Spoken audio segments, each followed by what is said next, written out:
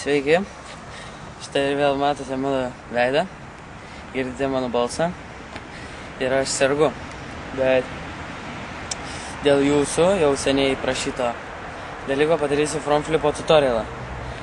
Praeikim keletą žingsnių. Visų pirma, tai yra keli atlikimo būdai. Dabar kalbėsiu apie rankos užmetimą. Yra vienas būdas, taip mesti, yra kitas būdas iš menčių, šitą, ir yra kitas būdas rusiškai. Aš čia va tokį darysiu. Supratot? Gerai, dabar rodau, kaip su kojom dirbti. Pribėgimas turi būti geras. Lygus, bet būtų patogu.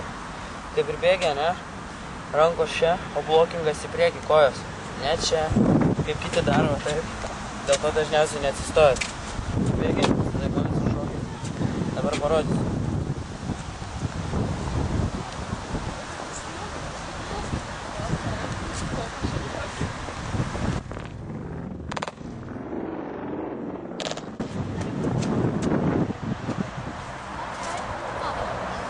Gerai.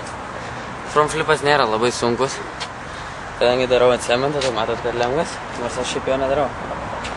Tai va, dar porą žingsniukų. Ne žingsniukų, bet ką reikia įsiminti. Pribėgat, kojos tiesia. Prieš tave, ne? Patiko? Šok į viršų. Galva, daug kas palieka. Čia labai didžiulė klaida nenusuktis, dėl to jūs leidžiatės va tai va. Tai galva, kai užsimoji su rankom, galva to pačiu prie krūtinės leidžia. Kai atsispiri, kojas prie krūtinės taip pačiai kaip ir ant back flipo. Tik tai čia mojies, taip? Kojas prie čia. Svarbiausia, front flipas yra sunkesnis nei back flipas. Nes nematai nieko, nematai nei žemės, kur leisis, nei ko.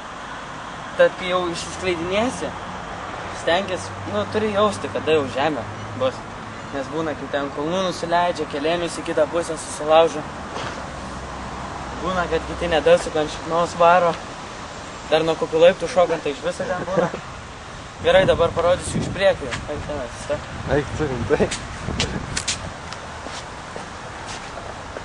Nu, varyk.